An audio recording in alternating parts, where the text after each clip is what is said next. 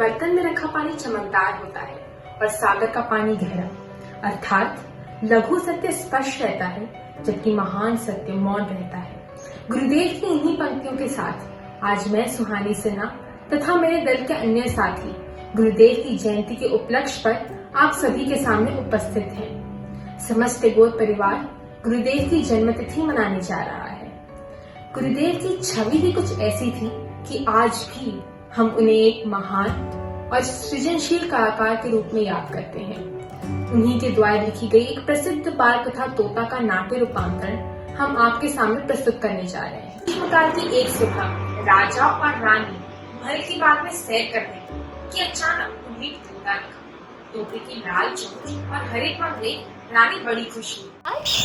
जरा उस खूबसूरत पक्षी को तो देखिए, कितना सुंदर है ना वो। काश मैं उसे अपने साथ ले पाती, फिर मैं जो बोलती वो भी वही बोलता। कितना मजा आता ना। मजा आता। रानी साहिबा, जिस पक्षी की आप बात कर रही हैं, वह तो बिल्कुल मूर्ख है। उसे शास्त्रों का तो ज्ञान ही नहीं, बस पूरे दिन मालियों की नाके दम करे रहता है। यदि ऐसी बात है तो एक काम करते हैं, हम इसे अपने साथ महल ले जाते हैं, जहाँ हम इसे शिक्षा प्रदान करेंगे। इससे ये विद्वान भी बन जाएगा और मालियों के नाक में दम भी नहीं करेगा।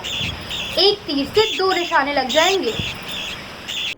राजा को ये योजना बहुत पसंद आई। उन्होंने तुरंत दरबारी को बुलाया और उनसे कहा, दरबारियों जाओ, जाकर उस मूर्ख पक्षी को मेरे पास ले आओ। अब हम उसे विद्वान बनाकर ही छोड़ेंगे। यह सब हो गया, परंतु किसी ने बेचारे तोते से नहीं पूछा कि वह पढ़ना भी चाहता है या नहीं। मैंने ऐसा क्या कसूर कर दिया कि इन दरबारियों ने मुझे पकड़ लिया? ये शास्त्र वास्त्र पढ़ के मेरा क्या होगा? अगले दिन राजा की दरबार बैठी। मुख्य चर्चा इसी प्रश्न की थी कि उक्त जीवन की अविद्या का कारण क्या हो सकता है। दरबारियों, आपको क्या लगता है कि हम उस अशिक्षित पक्षी को शिक्षित कैसे बनाएं? मेरे अनुसार यह पक्षी मूर्ख इसलिए है क्योंकि वो अपना घर खरपात से बनाता है, और ये तो सबको ही पता है कि खरपात में विद्या देवी कभी नहीं आती। महाराज, यदि आप हमारी सलाह लीजिए तो एक सुनहार को बुलाकर तोते के लिए पिंजरा बना लीजिए। सबको ही पता है सोने में तो विद्या कूट कूट के भरी है। राजा ने भांजे को आदेश दिया कि वो तोते के लिए एक सोने का पिंजरा बनवाए। सुनहार ने तो पिंजरा बना दिया, परंतु भांजे साहब को ये योजना ज्यादा पसंद नहीं आई। अरे, मैंने तो सुना था विद्या किताबों में होती है। ये पहली बारी सुन रहा हूँ कि सोने में भी विद्या देवी है। गजब है। भगवान ही जाने कि इस कमबख्त तोते के लिए मुझे और क्या क्या करना पड़ेगा। अगले दिन तोते के लिए पंडित जी नियुक्त किए गए। पंडित जी श्लोक कहते और तोता दोहराता, परंतु तोते को उन श्लोकों का अर्थ नहीं समझ आता। पंडित जी ये देख बड़े चिंतित हो गए। महाराज, मैं क्या कहता हूँ, यदि तोते को सच में शास्त्र पढ़ाना है तो इतनी कम पोथियों से काम नहीं चलेगा। हमें और पोथियों की जरूरत होगी। ठीक है पंडित जी, हम और पोथियों का बंदोबस्त करते हैं। आप ना बस मन लगाकर पढ़ाइए। महाराज ने आपको वो 500 रुपये मुफ्त के लिए नहीं दिए हैं। भांजे साहब ने तुरंत पोथी लिखने वालों को बुलाया। पोथियों की नकल होने लगी। नकलों और नकलों की नकलों का पहाड़ लग गया। अब तो सबको विश्वास हो गया कि तोता जरूर विद्वान बन जाएगा। ओ दरबारी, जरा सुनो तो, बताओ तो, हमारे तोताराम कैसे हैं? क्या वो संस्कृत बोल पाता है? क्या वो वेद पुराणों का पाठ कर पाता है?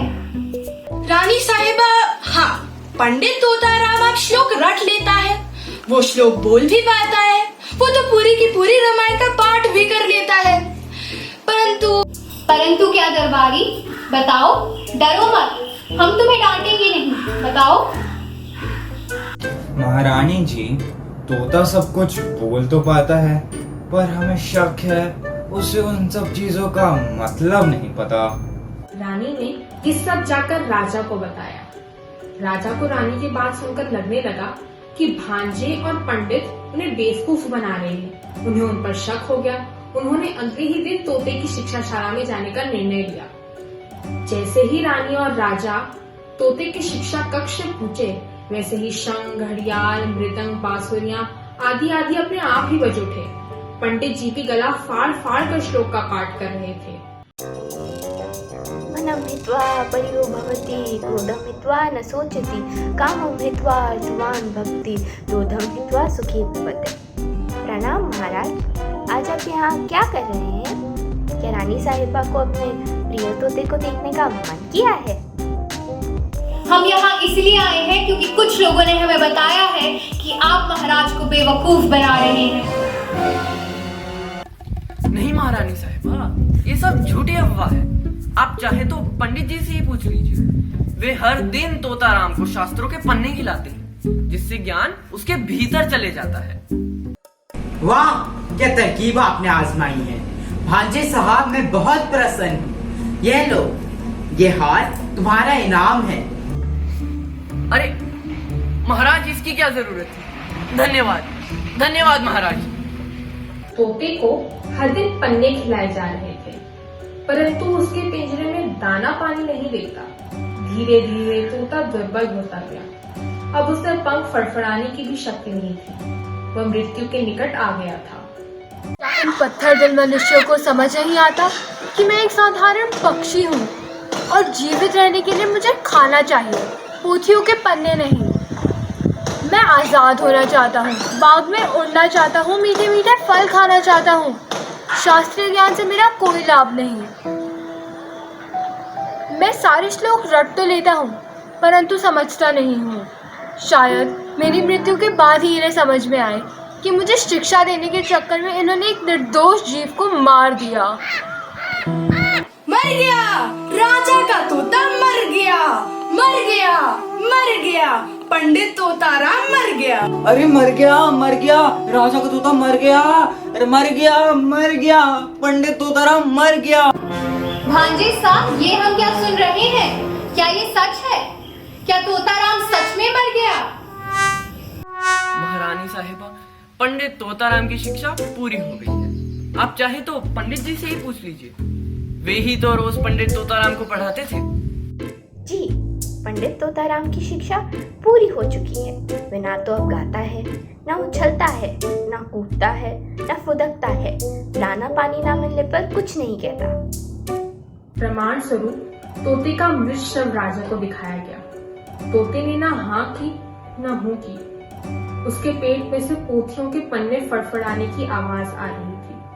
वह तो एक तोता था जो स्वच्छंद आकाश में उड़ने के लिए बना था। हाँ, रटना उसका प्राकृतिक गुण था, परंतु वो ज्ञान प्राप्ति के लिए नहीं बना था। कनक पिंजरे में पोथियां खाते खाते वो मृत्यु को प्राप्त हो गया।